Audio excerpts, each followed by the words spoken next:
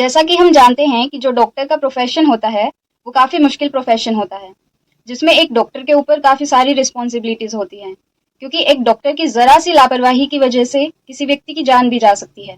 और ऐसे में अगर डॉक्टर अपनी रिस्पॉन्सिबिलिटीज़ को अच्छे से ना निभाए और इलाज करने के दौरान लापरवाही बरते या फिर मेडिकल गाइडलाइंस को फॉलो ना करे, तो इसे मेडिकल नेग्लिजेंस कहा जाता है, जो कि एक गंभीर अपराध है, जिसके लिए उस डॉक्टर को सजा तो हो ही सकती है, साथ ही साथ जो पीड़ित और पीड़ित के परिवार वाले हैं वो इसके लिए मुआवजा भी प्राप्त कर सकते हैं।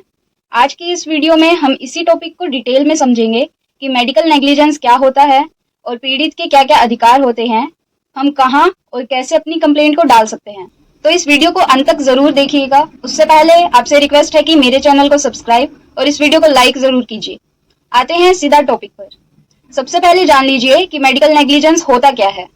अगर डॉक्टर अपनी मेडिकल ड्यूटीज फॉलो नहीं करता है, प्रोफेशनल मिसकंडक्ट करता है, जैसे कि बीमारी को सही से डायग्नोज ना करना, ऑपरेशन के दौरान लापरवाही बरतना, गलत दवा का देना, रोगी को इन्फेक्टेड एरिया में रखना या इस प्रकार रखना जहां उसे इन्फेक्शन का खतरा हो जाए, ट्रीटमेंट के अच्छे या फिर बुरे प्रभाव से मरीज को अवगत ना करवा पाना, या फिर मरीज को ऑपरेशन के बाद प्रॉपर केयर में ना रखना, ऐसी किसी भी स्थिति को मेडिकल नेग्लिजेंस कहा जाता है। और ऐसे में अगर डॉक्टर के साथ साथ अगर नर्स या हॉस्पिटल के किसी भी स्टाफ की गलती होती है तो उन सब को इसके लिए वाइटेरियसली लाइबल किया जा सकता है, यानी कि परोक्ष रूप से उत्तरदायी ठहराया जा सकता है। तो अब आप मेडिकल नेग्लिजेंस को तो समझ ही गए होंगे। तो चलिए अब बात करते हैं कि जो पीड़ित मरीज होते हैं उनके क्या क्या अधिकार होते हैं। तो सबसे पहले ऐसी किसी भी स्थिति में जहां मेडिकल नेग्लिजेंस के कारण मरीज का नुकसान हुआ हो या फिर किसी मरीज की मौत हुई हो, तो पीड़ित या पीड़ित के परिवार वाले उस अपराध के खिलाफ अपने एरिया के लोकल पुलिस स्टेशन में जाकर कंप्लेंट कर सकते हैं, अपनी एफआईआर दर्ज करवा सकते हैं। और अगर ऐसे में पुलिस आपकी शिकायत दर्ज ना करें या आपकी एफआईआर लेने में आनाकानी करे, तो आप अपनी शिकायत की लिखित complaint higher authority SP, SSP, CP या फिर एएसपी को दे दें, या फिर आप सीधा ही कोर्ट में इसका कंप्लेंट केस भी डाल सकते हैं।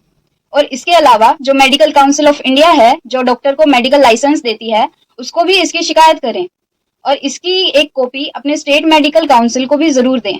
तो अब आप डॉक्टर के खिलाफ शिकायत कर देते हैं, तो उसके बाद आरोपी डॉक्टर के ऊपर आईपीसी की जो धाराएं होती है 304A, 337, 338, या फिर जो मरीज को जिस प्रकार का नुकसान हुआ है उन अलग अलग धाराओं के ऊपर उस डॉक्टर के ऊपर कार्रवाई होती है और आरोपी सिद्ध होने पर उस डॉक्टर को जेल और जुर्माना दोनों से ही दंडित किया जाता है।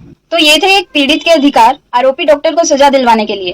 तो चलिए अब बात करते हैं जो पीड़ित मरीज या उसके परिवार वाले होते हैं, उनको जो इस दौरान नुकसान होता है उसका हर्जाना यानी कि कंपनसेशन वो कैसे मांग सकते हैं। तो सबसे पहले मैं आपको बता दूं कि जो मेडिकल सर्विस है वो कंज्यूमर प्रोटेक्शन एक्ट के तहत आती है।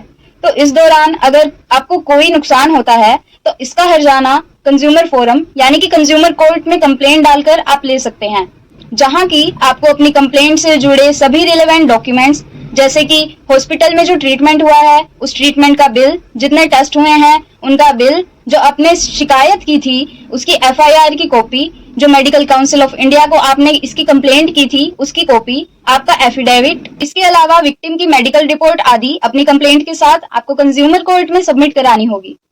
और यहाँ पर ये जरूर ध्यान दीजिएगा कि उस हॉस्पिटल को और उस ट्रीटमेंट में जितने भी डॉक्टर शामिल थे उन सबको बाय नेम पार्टी जरूर बनाइएगा।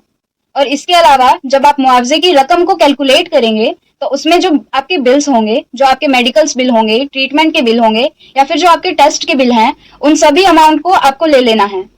और इसके अलावा जो आपको इन सब के दौरान मेडिकल हैरासमेंट हुई है, जो आपको फ्यूचर इनकम का लॉस हुआ है, उन सभी को आपको ध्यान में रखते हुए अपनी कंपनसेशन की रकम को डिसाइड कर लेना है।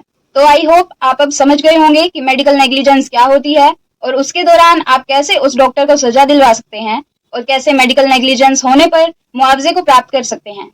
आशा है आपको मेरी वीडियो अच्छी लगी होगी। कमेंट करके जरूर बताइए। जाने से पहले मेरी वीडियो को लाइक और चैनल को सब्सक्राइब जरूर करें। मिलते हैं ऐसी ही कानून की जानकारी वाली नेक्स्ट वीडियो में। धन्यवाद।